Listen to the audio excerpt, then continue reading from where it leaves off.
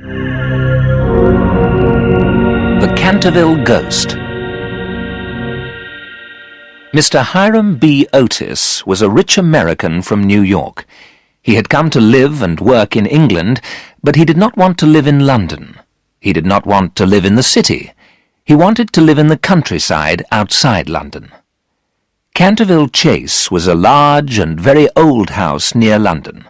Lord Canterville, the owner, wanted to sell it, so Mr. Hiram B. Otis visited Lord Canterville. "I do not live in Canterville Chase," Lord Canterville said to Mr. Otis. "I do not want to live there. The house has a ghost, the Canterville ghost." "I come from America," said Mr. Otis. "America is a modern country. I don't believe in ghosts. Have you seen this Canterville ghost?" "No," said Lord Canterville, "but I have heard it at night." "I don't believe in ghosts," Mr. Otis said again. "No one has found a ghost. No one has put a ghost in a museum, and you haven't seen this ghost either." "But several members of my family have seen it," said Lord Canterville. "My aunt saw the ghost. She was so frightened that she was ill for the rest of her life. Also, the servants have seen it, so they will not stay in the house at night. Only the housekeeper, Mrs. Umney, lives in Canterville Chase. Mrs. Umney lives there alone." "I want to buy the house," said Mr. Otis. "I'll buy the ghost as well. Will you sell Canterville Chase? Will you sell the ghost?" "Yes, I will," said Lord Canterville. "But please remember, I told you about the ghost before you bought the house."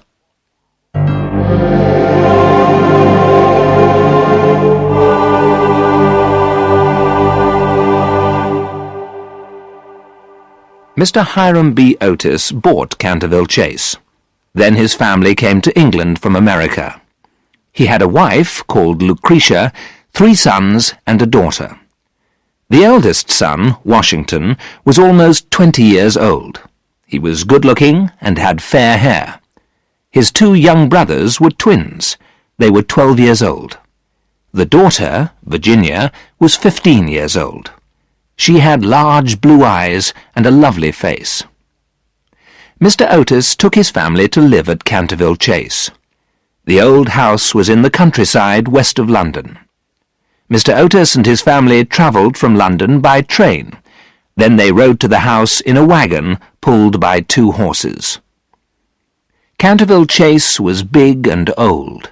Trees grew all around the house. The Otis family wanted to stop and look at the outside of the house, but the sky darkened. A thunderstorm was coming. Rain started to fall, so the family went inside the house quickly.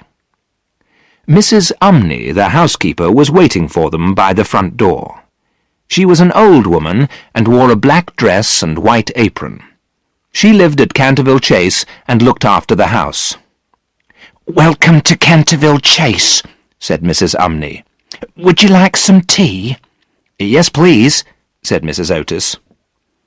The Otis family followed Mrs. Umney into the library. There was a big table in the centre of the room and many chairs. Mrs. Umney put teacups on the table, then she brought a pot of tea. The Otises sat in the library and drank their tea. They looked out of a large window at the rain. The rain was falling heavily, and the sky was black. They heard thunder, and they saw lightning. Mrs. Otis looked around the room. There were many books on bookshelves. There were paintings on the walls. There was also a red stain on the floor. The red stain was by the fireplace. "What is this red stain?" Mrs. Otis asked Mrs. Umney. "It is blood," answered the old housekeeper in a quiet voice. "I don't want a blood stain in my library," said Mrs. Otis. "Please remove the stain. Please clean the floor immediately." The old woman smiled. "It is the blood of Lady Eleanor de Canterville.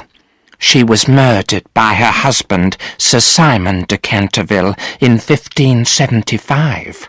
The blood stain has been here for over 300 years. It cannot be removed." "Nonsense," said Washington Otis.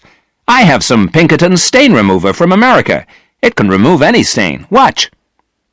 Washington Otis took the stain remover from a bag. Pinkerton's stain remover looked like a small black stick. He rubbed the stick on the blood stain. A minute later, the floor was clean. The stick had removed the stain quickly and easily. Mrs. Umney looked at the floor. She was frightened. No one had removed the blood stain for 300 years. Mrs. Umney was very frightened. "Pinkertons can remove anything," said Washington Otis. "The blood stain has gone."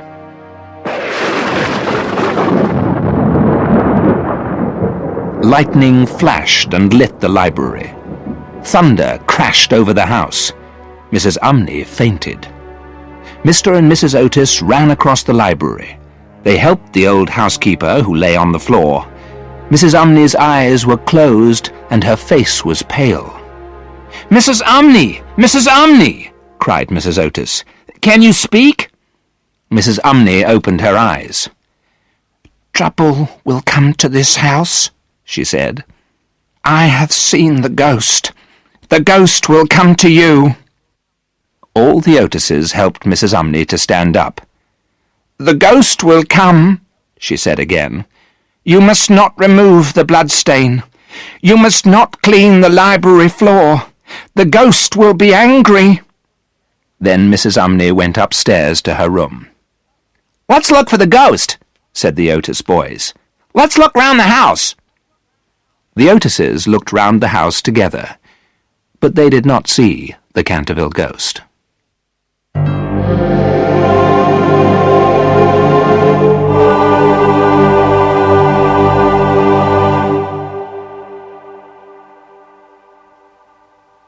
That night the family went to bed early.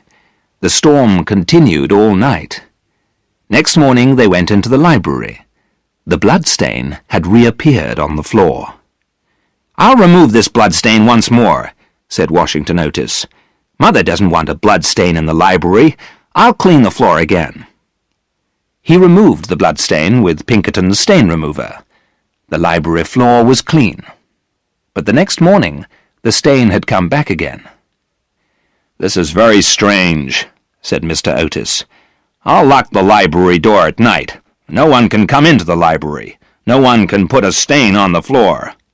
"I don't think Pinkerton's stain remover is bad," said Washington Otis. "I think there really is a ghost. The ghost is making the blood stain. The ghost puts the stain on the floor at night."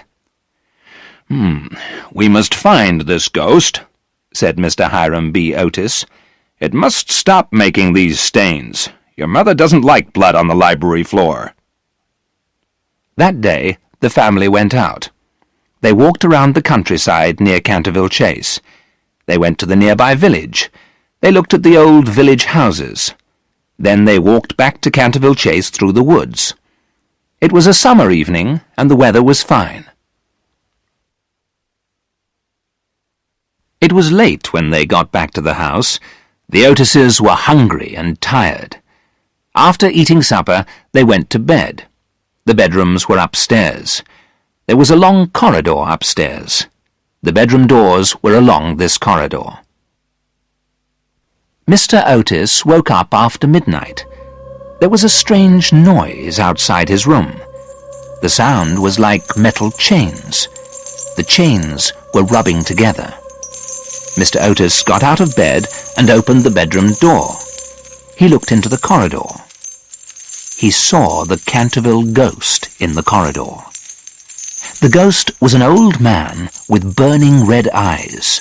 He had long grey hair and wore very old-fashioned clothes. There were chains on his hands and feet. He was rubbing the chains together so they made a noise. "My dear sir, your chains make a terrible noise," Mr. Otis said to the ghost. "You must put some oil on those chains. Here is some Tammany Rising Sun oil from the United States. Please put the oil on your chains." Mr. Otis put a bottle of oil on a table in the corridor.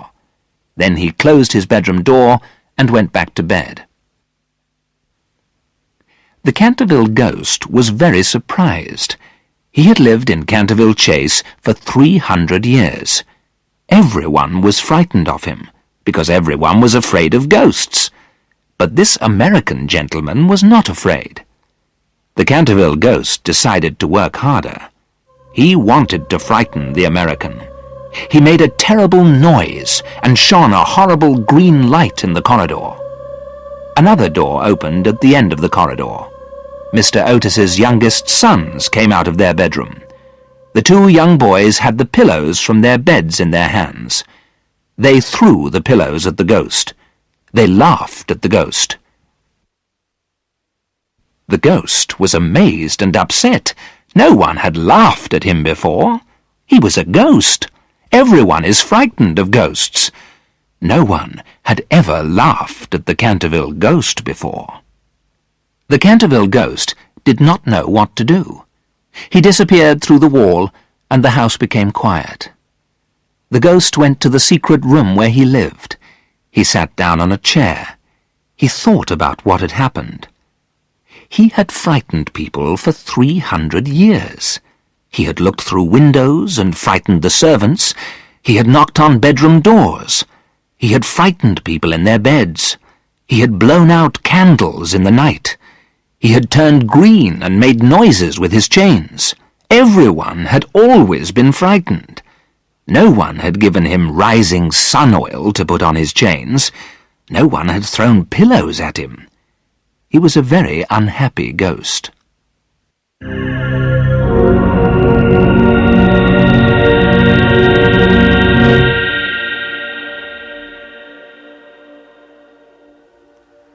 Washington Otis removed the bloodstain in the library every day. Every morning the stain had reappeared. But the stain was no longer the colour of blood. One morning it was brown, another morning it was purple, then it became bright green. The Otises laughed at the bloodstain. They looked for it every morning before breakfast. "What colour is it today?" asked Washington Otis. "It's green!" shouted the twins. "It's green blood today!" They laughed at the green blood stain on the library floor. Virginia Otis did not laugh. The young girl was silent at breakfast. The blood stain made her feel sad, and she almost cried when she saw the bright green stain. She was sure that the ghost put the stain on the floor. She felt sorry for the ghost. "The stain has been here for 300 years, said Virginia. "We have been here for 3 weeks. The poor ghost puts the stain on the floor every night. Can't you leave the stain there?" But the others did not listen to Virginia.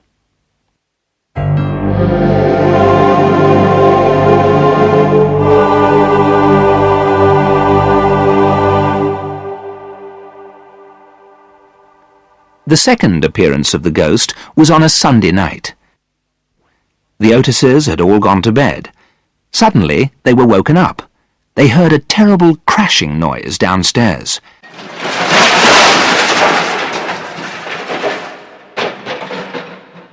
The whole family ran out of their bedrooms. They ran downstairs. It was dark, but Mr. Otis and his eldest son carried candles. They heard another crashing noise in the hallway near the front door.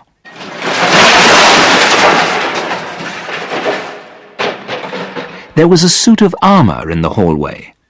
This suit of armour was more than 300 years old. It had fallen over and made a loud noise. The Canterville ghost was sitting on the floor next to the armour. The ghost had tried to put on the suit of armour. He wanted to walk around the house and frighten the Otis family, but the metal suit was too heavy. The suit of armour had fallen onto the floor. The Canterville ghost was sitting beside the armour. He was rubbing his knee. He had hurt himself. Mr. Hiram B. Otis pointed a gun at the ghost. Washington Otis held his candle high in the air. The Otis twins laughed loudly. Virginia was afraid and stood beside her mother. They all looked at the Canterville ghost. The ghost was very angry. He stood up and gave a loud shout. He blew out the candle in Washington Otis's hand. There was no light in the hall. Then the ghost ran up the stairs in the darkness. He stopped at the top of the stairs and laughed. He had a frightening laugh. Men's hair had turned grey when they heard him laugh, but the Otises were not afraid. "Are you in pain?" asked Mrs. Otis. "I have a bottle of Dr. Dobell's medicine. It's good for stomach aches and headaches. Please take the medicine." The ghost looked at Mrs. Otis angrily. Then he disappeared in a green cloud and went back to his secret room. He was very unhappy. He had tried to put on the suit of armour, but it was too heavy. The armour had fallen over, and the ghost had hurt his leg.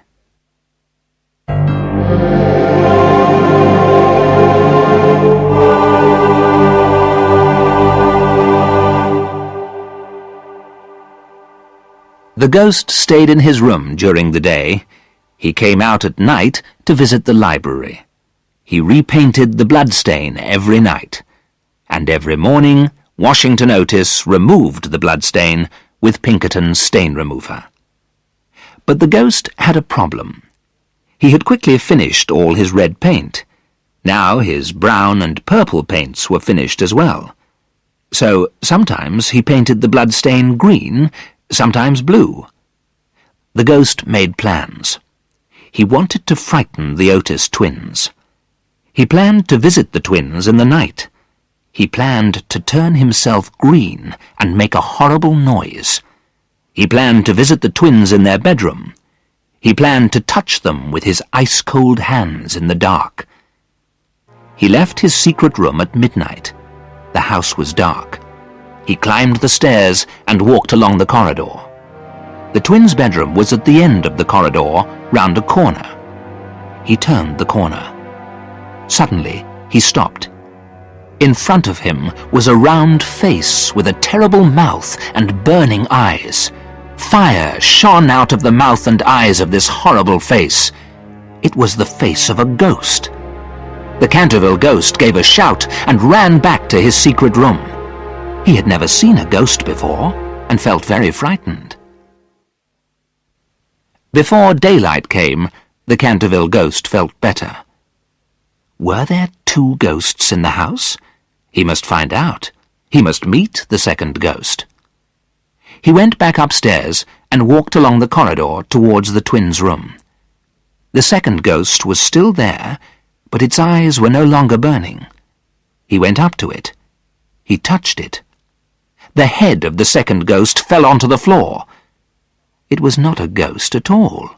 It was a head made from a large, round vegetable called a pumpkin. The twins had put a candle inside it. There was a card on the floor. The Otis ghost, the only true Canterville ghost. The twins had put the head in the corridor to frighten him. This made the Canterville ghost very angry. What could he do? He could think of nothing at that moment, so he went back to his room.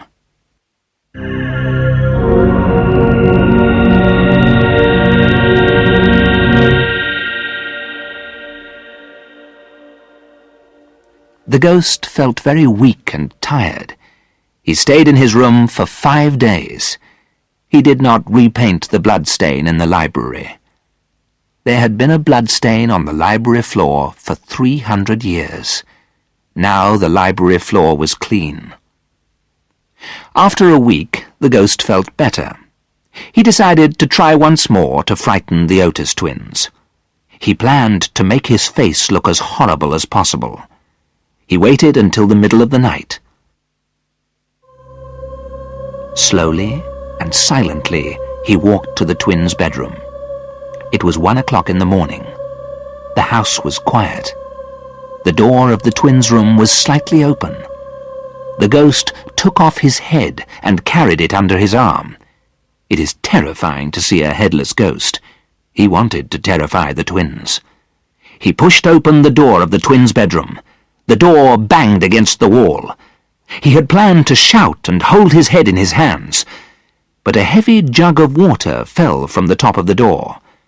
The twins had played a trick on him. He was soaked with water. The twins shouted and laughed. The ghost ran back down the corridor. He could not frighten the twins. He could not frighten anyone in the Otis family. Washington Otis came out of his bedroom. The ghost stopped running. Behind him, the twins ran down the corridor. They shouted, "Boo!" in his ears and waved their arms. Washington Otis laughed at him. The ghost did not know what to do. He ran through the nearest door, went back to the secret room, and lay down. He could not frighten anyone. He was a very unhappy ghost.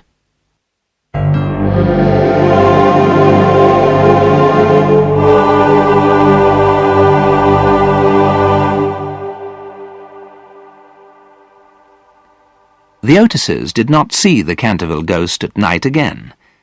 The twins waited for him when it was dark. They put a rope across the corridor. They tied metal tins to the rope, but the ghost did not walk into the tins.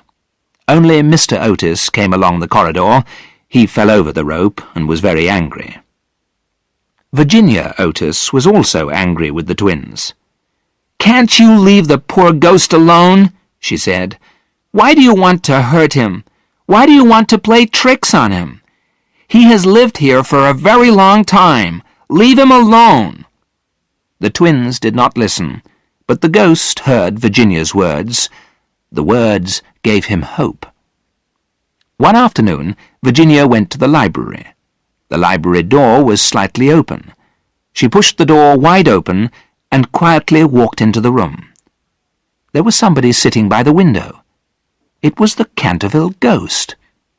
He was looking at the library window, which was made of coloured glass. There were words painted on the glass.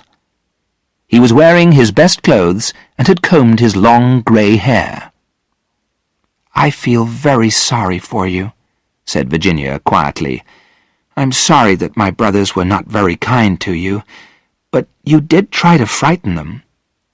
"Yes, I did," said the ghost. "It is my job to frighten everyone who comes to Canterville Chase." "You are very wicked, I know," said Virginia. "Mrs. Umney, the housekeeper, told us that you killed your wife." "Yes, I did," replied the ghost. "But she wasn't very kind, and it wasn't very kind of her brothers to starve me to death." "Starve you to death?" said Virginia. "Oh, poor ghost! Are you hungry? Would you like a sandwich?" "No, thank you," he replied. "I never eat anything. But you are very kind.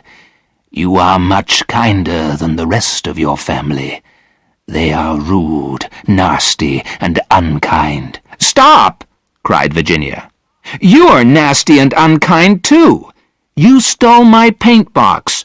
You used my paints to make the blood stain in the library.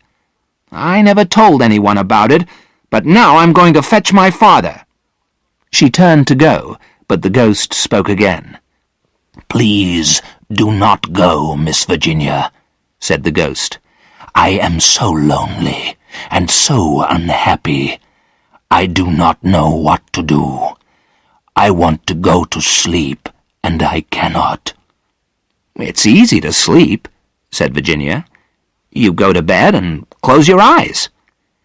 "I have not slept for 300 years, said the ghost. "I have not slept since I was murdered by my wife's brothers." Virginia walked across the library and looked at the old face of the ghost. It was a sad face. "Poor ghost," said Virginia. "How can I help you to sleep?" "Far away in the woods," said the ghost, "there is a little garden. In the little garden the grass grows long and thick. There are many flowers and trees. A nightingale sings all night long. The bird's sweet song is beautiful and sad. The white stars and the pale moon look down on this little garden. It is very peaceful." Virginia's eyes were full of tears. She put her hands over her face. "You mean "It is the Garden of Death," she said quietly. "Yes, the Garden of Sleep," said the ghost. "It is very beautiful. There is peace and silence. There is no yesterday and no tomorrow. But only love can open the door to the garden. For love is stronger than death." Virginia did not know what to say. She listened as the ghost spoke again. "Have you read the writing on the library window?" "Yes," said Virginia, "but I do not understand it." "Look," said the ghost. "Read the lines on the window." Virginia looked at the window and read the lines of poetry. "When a golden girl shall weep for the ghost that cannot sleep, then the dead at last shall die, and in restful earth may lie." "The words mean you must weep for me," said the unhappy ghost. "Then the angel of death will let me rest. Will you help?" "What do I have to do?" asked Virginia. "You must come with me into the darkness. You will see strange things. You will hear strange voices, but nothing will hurt you. You are good and kind. The dark cannot hurt you." Virginia did not answer, and the ghost waited. He had waited for 300 years. This was the longest minute of all that time. "I'm not afraid," said Virginia at last. "I will come with you into the dark." The ghost kissed her hand. His lips were cold like ice, but they burned like fire. The ghost held her hand, and they walked to the wall of the library. The wall opened. There was darkness beyond the wall and a cold wind. Voices spoke out of the wind. "Go back, Virginia! Go back before it is too late!" Virginia walked into the darkness with the ghost. Virginia and the ghost disappeared through the library wall.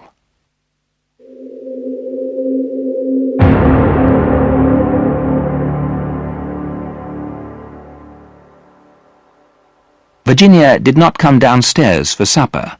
Mr. Otis sent one of the servants to her room. The servant could not find Virginia, so everybody searched the house. They looked everywhere, but they could not find her. Mr. and Mrs. Otis were very worried. It was a summer evening, and the sun had not set, so the family and the servants searched the gardens before it was dark. In the garden there were many trees and a deep pond.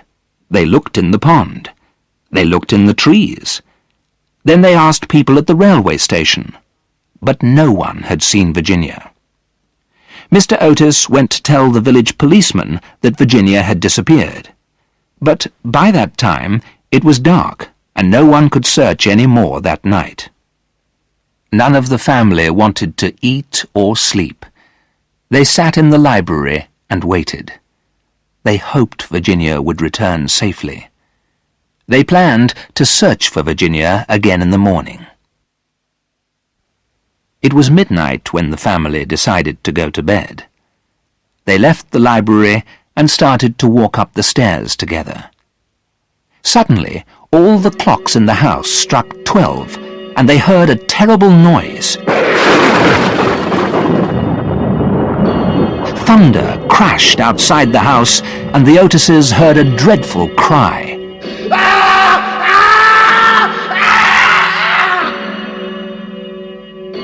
Strange music sounded inside the house, and a door opened at the top of the stairs. Virginia stood in the doorway. She looked down the stairs at them.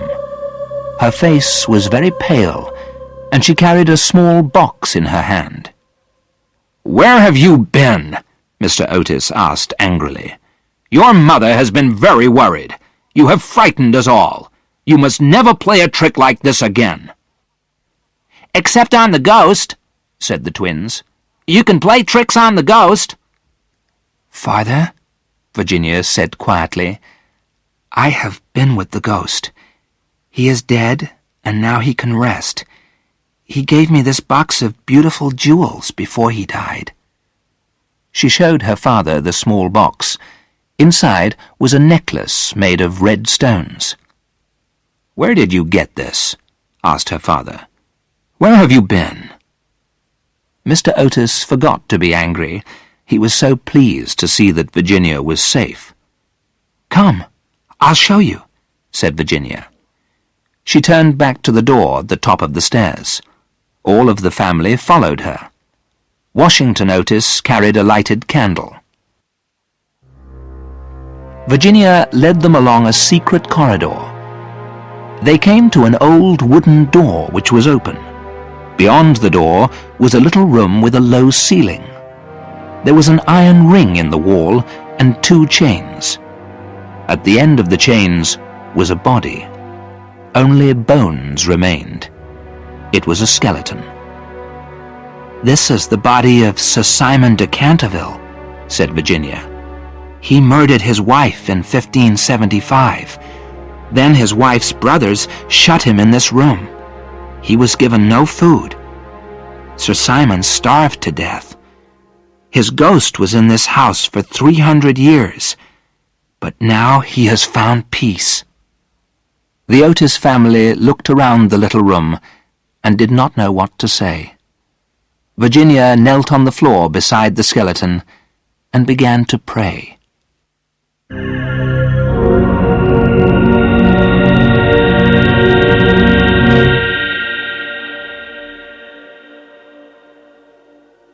There was a funeral 4 nights later. The Otises buried the body of Sir Simon de Canterville in a grave among the trees. The Otises, Mrs. Umney the housekeeper, and all the servants from Canterville Chase stood near the grave. Behind them were people from the nearby village. Many people had come to the funeral. Virginia carried white flowers. She looked up at the stars and the pale moon and the dark trees. She remembered what the ghost had said about the Garden of Death. A nightingale began to sing. The bird's sweet song was beautiful and sad. Virginia smiled. "God has forgiven